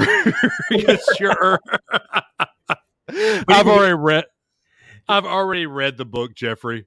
Yeah, ladies and gentlemen, if you think Dave needs a bookmark, www.patreon.com. Your monthly proceeds will buy Dave a bookmark. And wait, are you keeping tabs on where I am in the book every week? Impressive. Attentive. They're attentive. Most impressive. Yes. Your dad says number 3 was infamous for the bump in the last turn. Number 24 was infamous in beating you out of the pits. Exactly. The sniper versus the right, infantry, man. Yep. This is where Adam and I are different. I was for the just beat the poop out of you. Adam was for the sniper. Sure. In fact, this has Call of Duty written all over it. It does. You are the quick, run and scope. You're probably the no scope shot. Oh no, I'm not no scope. I don't fire from the hip, and I don't quick scope. That is cheating, as far as I'm concerned. And I don't camp as much as I used to, but I like to get my points off of other people making their own mistakes. Yeah, exactly. And I'm the guy that just says, "Oh look, there's an opening. Go shoot somebody!" Dave's like, "Grenade!" Leroy Jenkins. Oh, I love that video after all this time. Oh, but it's so me. There we go. Adam's a drop shooter. Hate those guys. This is a drop shot. I've never heard of that before. No, move your character into a prone position while firing to evade. No, I'm not a drop shotter. Yes, you are a camper, though. Every time I've played with you, you equal camp. Dave, when we play one-on-one, like those kinds of games? No, I don't. When we're on a big map with a lot of people, it's all about hearing the footsteps, man. If you hear footsteps, there's no point in like running around the corner. You wait for them to make a mistake, and then you take advantage. No, you hear footsteps, there. You try to double back around and shoot them. But you don't know which way they're going. You got to try to find them, man. Yeah, man. Leroy Jenkins. That's Dave. Yeah. I do not camp. See, I do Adam not. is a camper. Adam is a camper. We got this whole thing started now. The phenomenal camper. Right. Yes. Oh, there you go. All right, Adam, play the question of the week. Oh, here we go. Save me from this. Hey guys, I'm looking forward to the next podcast. I have this week's question. Camper. Dubbed the Chicago Hole, a skyscraper project, was partially built between 2007 and 2008 before being canceled. It would have stood 2,000 feet high with 150 floors and been the tallest building in the Western Hemisphere. Originally proposed as the Fordham Spire in July 2005, it was to be 116 stories, which included a hotel and condos. On March 16th, 2006, the Chicago Plan Commission approved the new design of the building on November the 4th, 2014, a court ruling brought the original development plan and the extended litigation over the 9-year-old project to a close. The property was signed over to the largest creditor, who announced they would not build the spire. My question is, what was the building proposed name when the construction began? Thanks, guys. Looking forward to a great podcast. Bye. Any thoughts? It is not the I-4 eyesore, by the way. I was going to say the Chicago Spire, right? It was the Chicago Spire, and it went by another name. Where was it? It was 4000 Lakeshore, I think, was the name of it. 400 Lakeshore. 400 Lakeshore. I still don't get how projects like that happen, though. It's fascinating to me. I love all the city planning and the stuff that Walt was going to do with Epcot, no matter what that video that I showed you says, where we'll have to post it in the group. There literally is a video out there where somebody tears apart what Walt wanted to do with the Florida project and called it like a creepy shadow government or something like that. It was crazy. It kind of was a little creepy. No, it's no different than a CDD. No, it's no different than they're not setting the laws though. They set the code for building. Are they? Listen here, Blue Card. You own a real estate interest in said creepy shadow government land. So you might want to rethink your stance on that one. I don't say it's not creepy, but what's creepy about it? I don't understand how it could possibly be creepy. I do think that things like the whole, like, we have this little area that is personally ours. Okay. And no one else can make these rules. We make our own rules. Okay. In partnership with the county government, yes. But we are our own municipality, just like if you have a neighborhood down here with a CDD, instead of incorporating as a municipality, you form a CDD so that you can determine your own schedule for road improvements and all that. Why would Disney World want to be at the mercy of the county government for getting road paving and stuff done? Let me ask you this, though. How's that red light coming? The county actually put it on their schedule. Oh. The county has officially put it on their schedule for installation within the next 6 months. So my theory was correct. Yes. There was no news story created because right after she went silent on doing the news story, they announced that they're actually doing it with the county. So yeah. My theory is correct. I told her, please don't do a story. Yeah. Right. So that was the right lever to pull. Yeah. So anyway, but at least it's not Disney's America. Okay. That's all I'm going to say about that. You are correct about that. But Jeffrey Marr said, "I'd rather have the Disney project they planned for St. Louis than have Disney World. You'd rather have that than what? Than Epcot, maybe, like the original Epcot plan. I would rather have the original Epcot plan personally." Jeffrey Martin thought Dave was going to say district instead of after Revelation. Well, it's St. Cloud. No, but I did cuss on this show. Well, but it is funny because part of that video that I took offense to wasn't the Disney side of it. It was that they were saying that Walt wanted to try to create this weird city. No, it was meant to be a demonstration that other cities could benefit from. It's like basically it's like Interventions. Interventions was always intended to be, here's technology that you can come down and see and then go take and talk to this company, and you could take it wherever you want to as well. And it was never intended to be, we're going to hide the problems of the world under this dome and act like nothing exists. It was going to be like a World's Fair of city planning. So I think a lot of people forget that. But we do live in an age where all these BuzzFeed sites got to come up with something to talk about. They got to come up with something. Well, or else they don't get paid. This is Disney's 50th anniversary in Walt Disney World. So, this is the year that people are going to try to dig up Disney crap. Of course, yeah. Of course. We have a YouTube viewer. Hey, DT. I don't think we get many YouTube viewers, so I just wanted to say, hey, guys. Yeah. Hello. All right. Adam, what are you geeking out about this week? I'm geeking out about pins, Dave. Pins? I'm going to let the silence stand. Yes, I'm geeking out about ink pens. So I have a Mont Blanc pen that the cap threads have now stripped out on, and you can just pull it apart instead of it screwing in. So I've been on the search for a replacement, and it's also with all the house stuff going on. It gets stressful from time to time. And when I get stressful, I find myself at Staples. I don't know why. I know. Everybody on Facebook can see it, but I wish I could put that look Dave's giving me into sound. But think about how much time I spent in college in front of a piece of paper with a pen or a pencil. That's when I very true. When I get stressed out, I love going to Staples. I don't know why, but pens are a thing. And I have found my perfect fountain pen. I love writing with a fountain pen.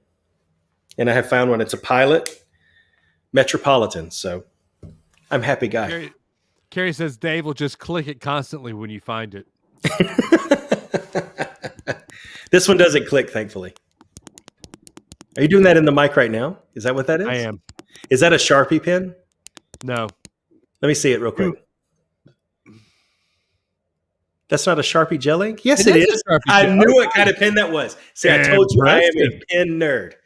I'm proud of myself, and I should not be proud of myself. When you said Sharpie pen, I have a Sharpie pen right here. Oh, no, that's one of the new gel ones. I don't mind those, but they don't write well on my notebook. They kind of smear, those gel pens do. Yeah.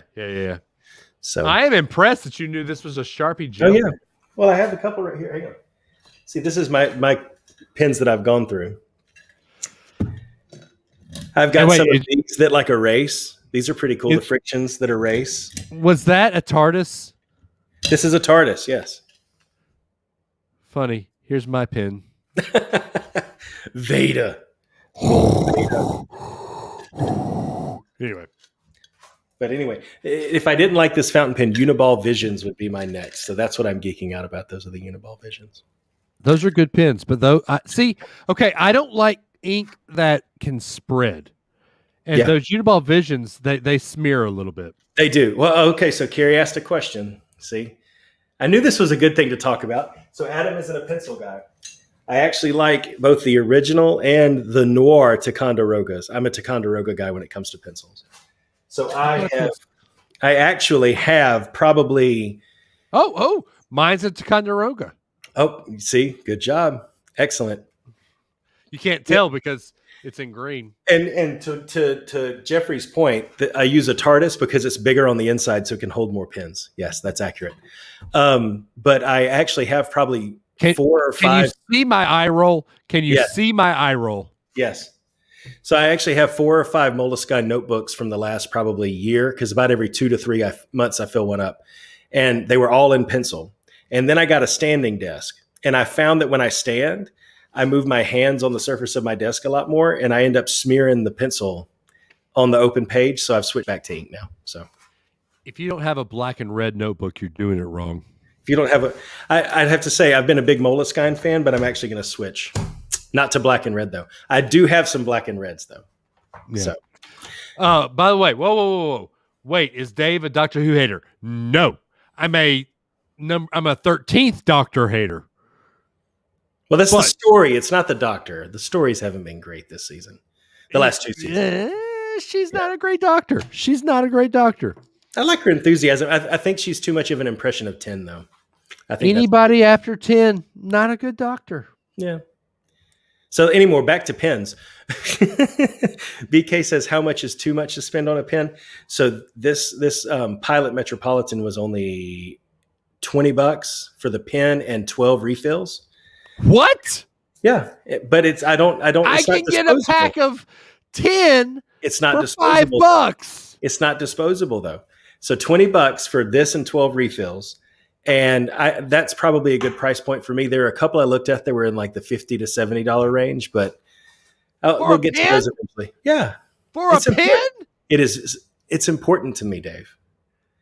I am to pens as you are to bourbon. You could literally, God could sit at his computer, open up a file folder, click bourbon.exe and hit uninstall. And my life would be just the same as it was yesterday. I know. To you, he could do the same. It took you 3 years to drink a bottle of Blanton. You could go to pen.exe and he could uninstall that and you would feel the same way. So you spend $70 on a pen where I spend $70 on a bottle of bourbon. I use my pen for 9 hours a day every day. Well, I guess you drink bourbon for 9 hours a day every day. I mean, yeah, see? Do you know how many Funko Pops you can buy with that pin money? That's what Jeff says. But to Jeffrey's point, last thing about notebooks, like I said, I used to be a Moleskine guy, but I'm actually getting away from it because fountain pens tend to bleed a little bit. And doesn't really matter that much, but I am currently evaluating my notebook choice. So I will keep you posted on what I choose next. You know, they have these really cool notebooks at Disney I saw that's like really thick books. Mm-hmm. You need to go look at them. They're really cool. They have like the Pinocchio and Snow White. It looks like you're opening up a storybook, but it's an actual notebook. Cool. Yeah, I like those. I like the VHS ones too. Yeah, those are cool. I like the VHS, yeah. Not Moleskine. No, Moleskine. I don't know. That's how I say it. Who knows? You're probably saying it wrong. Anyway, so what I'm geeking about, I told you to watch. Did you watch any of this on Netflix? What I told you to watch? That you told me that at like what time today? I told you yesterday. Yesterday? What time yesterday? 5:00 in my time, so 6:00 your time. Okay. Yeah, I haven't had time. You may only give me 24 hours. The Chase. It's a new Kevin, or The Crew. I'm sorry. The Crew, yeah. A new Kevin James show on Netflix. Oh, that's why he did the whole thing at the beginning of the 500. Yeah, where he is the crew chief for a NASCAR team. It is hilarious. Okay. And you know, anything Kevin James touches is usually really good. Paul Blart Mall Cop. Okay, that was bad. Any TV show Kevin James touches is usually good. Nice. And this is even better. It is incredible. And there's 10 episodes. We started it yesterday. We're already on episode 8. It's. I mean, I have not laughed. So what makes it funny to me is it's NASCAR. Yeah. So they bring in the NASCAR humor, but then it's also Kevin James humor. So it's great. It's nice. You need to watch. You would get a kick out of it. I will. I still have to watch the latest WandaVision though. You have okay. Okay. I'm glad I mentioned that then. Yeah. Do we want to talk what we think the big reveal will be? You talking about the cameo they're talking about? Yeah. So they say it can be as big, if not bigger, than Mark Hamill in Mandalorian. So did he actually? So he actually acted that, and they just mocapped over his face or something? I think that's what they're saying. He was actually on set. Okay, I didn't know that. Mm-hmm. Yeah, I mean, I've seen theories that start with Doctor Strange, that Benedict Cumberbatch is going to be Cumberbatch. It's going to be on the show. But who was it? Paul Bettany. He had a quote when they were discussing it that it's an actor that he always wanted to work with. So it's like, okay, that could mean a lot of different people from the Espn universe. But then who has he not actually been on screen with, if anybody, in the actual Avenger movies? It could be kind of a tongue-in-cheek way of making you think it's somebody outside of the normal group. So I don't know. Doctor Strange would make the most sense, but I think it'll be more surprising than that. I don't think so. I think it'll be more surprising. I think it'll be this week. Every week we've been seeing a different TV show, right? Mm-hmm. This isn't a spoiler, but last week was basically Malcolm in the Middle. So this week, they're saying this is the last week that we get a TV show. The year 2000s. Yep. We already have Asian Jim.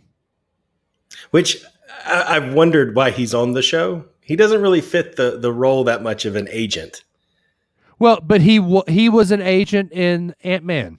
Oh no, I know, but I'm just saying, I don't know. But the casting never fit for me. We already have Asian Jim. Yeah.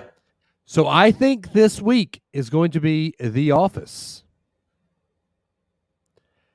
And Asian Jim, he'll be part of WandaVision because, he got caught up in that. Okay. For those that have watched it, you know what I'm talking about. And this is where we bring in, as Vance Cope just says, John Krasinski as Reed Richards. They've already said they were calling in an engineer, so. Mm-hmm. Yeah. Yep. And it's been long rumored that Krasinski is coming in to be the new Reed Richards. Oh, you want to talk about giving some life to the Fantastic Four, which is tried twice and just bombed out? Now, hold up now. I liked the original Fantastic Four. Yeah. The dude that played Dr. Doom was perfect. Yeah, that's true. They have to bring the Fantastic Four in somehow because, like we mentioned in the Marvel or the DC episode, Dr. Doom is my favorite. They have to find a way to integrate all of that. I have to have some Dr. Doom in this now. Yep. Otherwise, I think that you're going to have something familiar.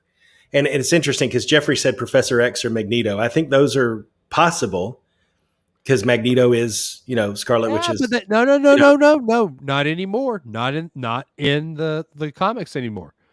They've retrofitted where it's not Magneto's kids. Okay. But I think that having the X-Men tie-in would be good. But I think the problem you're going to face if the villains are the type that they're talking about with Mephisto and all of this, just like we were talking with DC, it's a fine line to walk to be beholden to the comics, right? But you can get a little bit too obscure to where your normal everyday Marvel fan's going to be like, I know Captain America, I know Iron Man, I know Dr. Doom, I don't know who this guy is. And you're going to have to get them pretty invested pretty quick. So having the Fantastic Four, having Dr. Doom being part of it, I think that would bring at least some familiar faces in. So, okay, yeah. We'll see. We'll see this week. Oh, Vance Cope, Krasinski and his wife have a non-specific Marvel development contract. So does that mean Mary Poppins gets written into the Marvel MCU? No. That's the cameo. It's Mary Poppins. I'm Mary Poppins, y'all. Best moment of any Marvel movie ever. I love it. Can we get Mary Poppins as the invisible, whatever her name is? If only WandaVision would have been movies instead of TV shows, and Mary Poppins was one of the movies. Vision dancing with penguins would have been pretty high up on my list of cool things to see. Not so much, Dave. No. It's supercalifragilisticexpialidocious, even though the sound of it is something quite atrocious. If you say it loud enough, you'll always sound atrocious. Supercalifragilisticexpialidocious. Because I was afraid to speak when I was just a lad. My father gave me nose a tweak and told me I was bad. Okay. They can't flag the music if we sing it right. Exactly, right? All right, guys. Well, we're going to end it here. If you want to call in the show and get into this craziness, how would they do so, Adam? They can call 650-UAB-SHOW. As you've seen, we had 3. Beep. No, not yet. I'll point to you. I'm not pointing to you yet. We had 3. No, not yet, dadgummit. We had 3 calls where folks called in, left a message. We played all 3. So next week, I want somebody new. I want somebody who's never called in, 650-UAB-SHOW.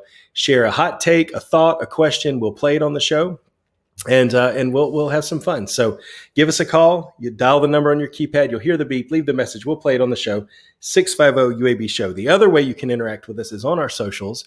And Dave, why don't you tell them about that?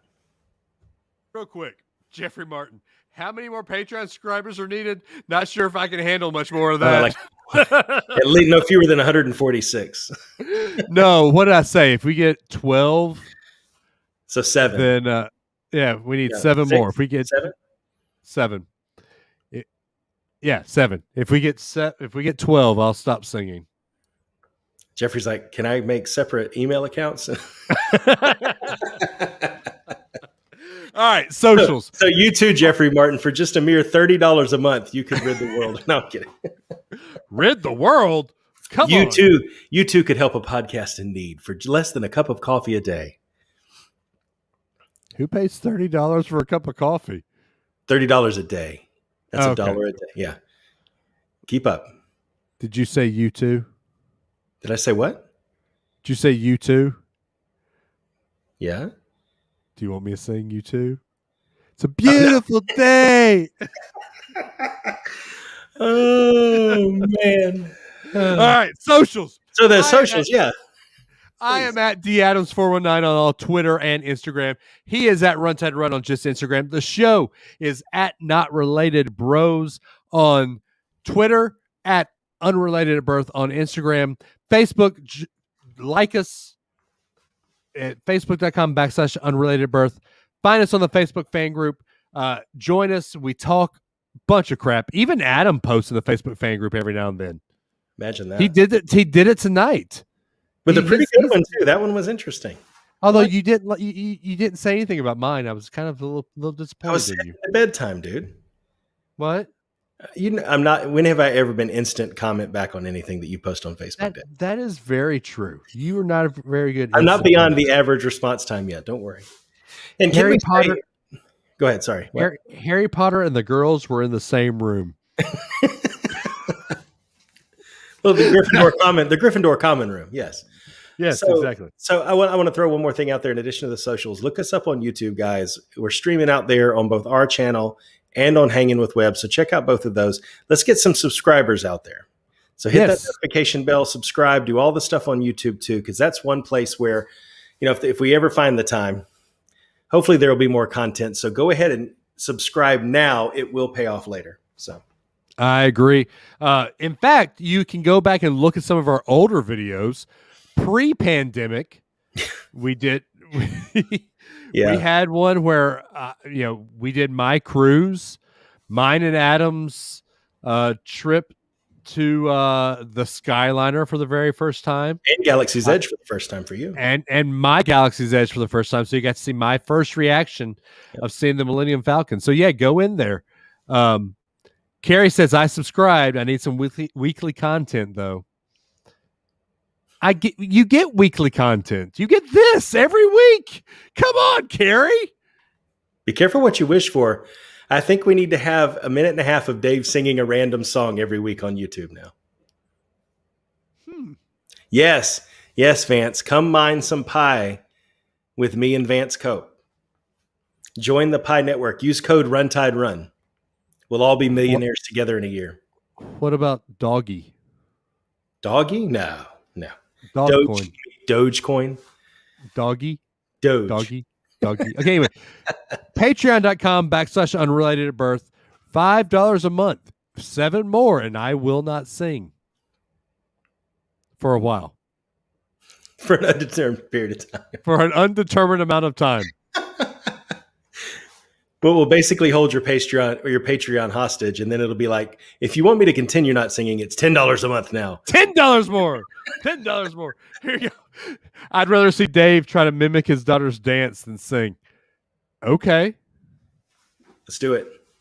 Okay. Dave and Ellie with a weekly TikTok that they put on YouTube also. I could do that. Carrie says, I need Lego building with Carrie or Funko unboxing mystery. Okay. Okay. So okay, do it. So Vance says Dogecoin you have to buy because it's already out there, right? So that ship is sailing. Pi is ground floor or basement or Chicago Spire. There you go. Hey, vamp a little bit. Actually make it. Can we wrap the show? We're wrapping the show. Fine. Guys, we love you. You can hold it for 30 more seconds. Don't use my line. Go find a quote. Oh my gosh. Guys, we love you. We truly do. We say it every week. It is not cliche. May the force be with you. Adam, take them home. Thank you guys for giving us more of your time this week as we talk about stuff we're passionate about. We hope you get something out of it as much as we do. And we love you guys, but not as much as Jesus does. And stay safe out there. Be kind to one another. And we will catch you next week. I gotta pay. I swear. Get to the last 15 seconds. Oh, is Dave quoting Talladega Nights? He did not. I think that's a shame. Missed opportunity. When you get back, I know you can probably still hear me. When you get back, I think we need a Talladega Nights quote. So you better be thinking about that, Dave. Chicago Spire, Jeffrey says, is more than a basement. It's an entry to the set. That hole did look pretty deep. You're right. Okay, Carrie says Forrest Gump. So I need a Talladega Nights quote, a Forrest Gump quote when you get back, Dave. What else? Give me some more, guys. I think we need a Days of Thunder. So that's 3. Hopefully he's not going to take too long while he thinks up these quotes. I'm sure at least Days of Thunder, he can pull something out pretty quickly. I'm done vamping, Dave. You're making me vamp longer than I made you vamp. So, so you can hear me. We can hear you too. Okay. He already had a Gump leaving the mic. I said I gotta pay. Okay, there you go. That was Gump. Top Gun. All right. Top Gun. I want you to go out and hit the pace car. The pace car? You already hit everything else. I want you to be perfect. All right. What about Talladega Nights? I'm going to come at you like a spider monkey. Oh, yeah. All right. BK has something he wants us to watch. Oh, boy. Yeah, hold up. Adam, can you copy and paste? Can I? In other words, can I go make sure that that's okay before we show it? Yes. No, it's good. I gotta go get it out of there. WTF. No. NASCAR all the time. What? ZSD, NASCAR. Yeah, NASCAR. Always NASCAR. Not every week, though, ZSD. Make sure you look at our videos.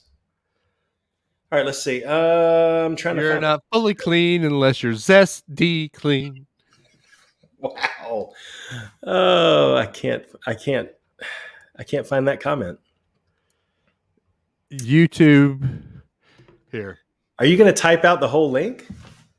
No. Here. He texted it to me, but it's an Android. Who has Android anymore? All right, I think no. Search Red v Blue Battle Creek Warzone.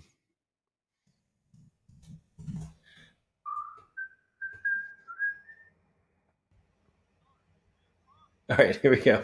Share it. It's 6 minutes long. Share it. Why not? Why not? Let's see. Share screen. Chrome tab. Share audio. I have checked. Share audio. Will we get flagged? Who cares? We're done now. Sorry, Garrett. Hello? Anyone? Do you read me? Do I read you? Anyone? Anybody? Nobody? Okay. Well, I don't think the others are coming. They must have gotten separated somehow. My toes are getting pruny. Okay. Why don't we try to find O'Malley? I know where you can find O'Malley. He lived inside my helmet for a while. Maybe he left an address to send his mail. We were like roommates. Sounds like he took some of the furniture when he left. And the carpet. And the drapes. And I wouldn't expect to get that deposit back. You know what I mean? Sergeant, look. That's Dave. A sleeping person. What? Oh, macaroon. He's not sleeping, son. He's dead. Oh, good. At first, I thought that was me, because I am blue, and I like to sleep. But if he is dead, that cannot be me. That would be silly. No doubt he was killed by our very enemy. Once again, I find myself torn. On the one hand, there's one less blue in the universe. Full screen. Put it on full screen. Bigger body count than me, and that just won't do. No, sir. Rest in peace, scumbag. Look, more sleeping people. It must be nap time. But who has nap time now? Nap time comes before pants time, not after. I think these people are just making up times. What the Samuel Helsinki happened here? It must have been an enormous battle. Hello? Is anyone okay? Are there any survivors? Preferably any red survivors. Don't let that discourage you from speaking up if you're blue. I won't step on your neck or anything like that. Am I allowed to answer? Shh, quiet. You hear that? Yes, that noise is called water. It is very wet and very sloshy. I was talking about the trumpet, blue tard. I have to go to the bathroom now for some reason. Which is odd, because I already went when we were standing in the creek together. Wait a minute, I know that song. That's Reveille. But why would someone be playing Reveille in the middle of the... Sweet giblets! Running time.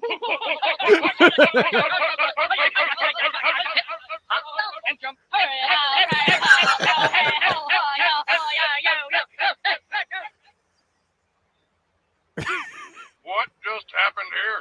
I think all the sleepy people were trying to That was rhetorical. Get over here. Give me a boost. Okay.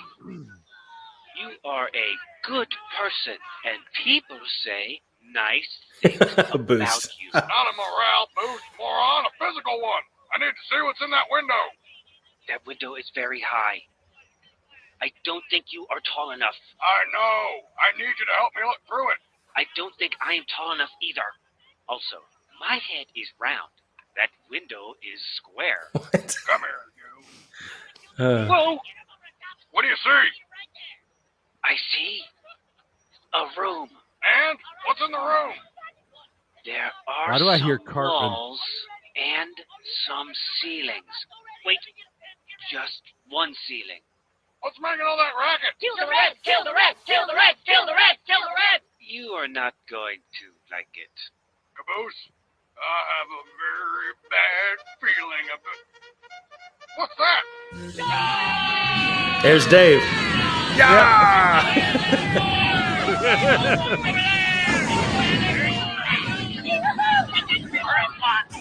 Come on, Caboose. We gotta get to the higher ground. Yeah, I'm reloading. It looks to reload. Oh, back of the head. Oh, tell my girlfriend that I love her. See my girlfriend now, bitch. Come on, Caboose. Sarge, I am scared of our new friends. Sonny Bono, what's going on here? Stop fighting. Stop fighting. Everyone, stop fighting. Who's looking like to me? Everyone, look unto me. I possess the blue flag. It's more beautiful than I ever imagined. I have seen the top of the mountain, and you will worship me as though I were a god. I regret nothing. I live as you men dare to dream. So mean. Oh yeah! Oh no! Headshot! Oh, you rocket horse! Hey, get some! You want some? I got some for you! How about you? The only good blue is a dead blue! Right, this water's cold! Hey ho! Hey ho! Hey ho! Hey ho! Hey ho! Hey! No! Weak! You took my kill! I didn't see your name on it! Oh, you fucking See? camping bitch! Oh, okay. Oh, That was oh. fun. Okay, that's over.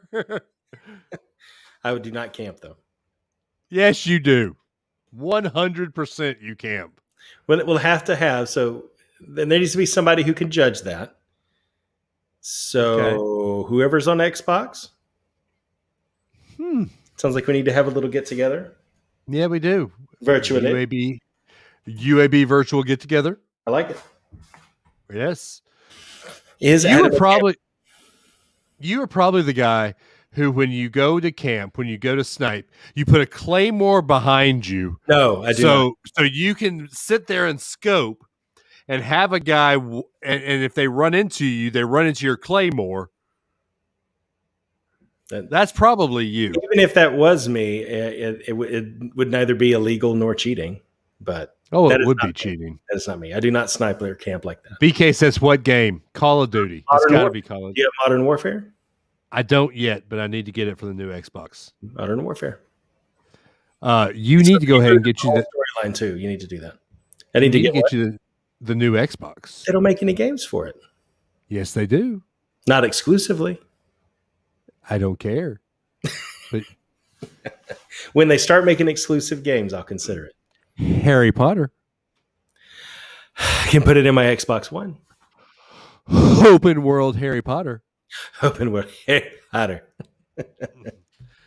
Jeffrey Martin says the worst part is throwing 50 bullets at a guy that has some rando shot once and gets credit for the kill. You got that right. That would be like playing with Adam Russell. Dave is the rando.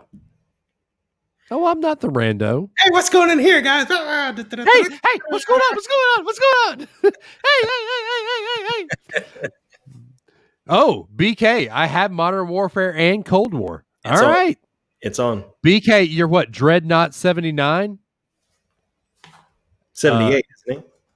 Or is it 79? It might be 78.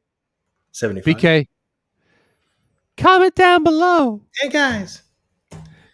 Hey, guys, welcome back to our channel.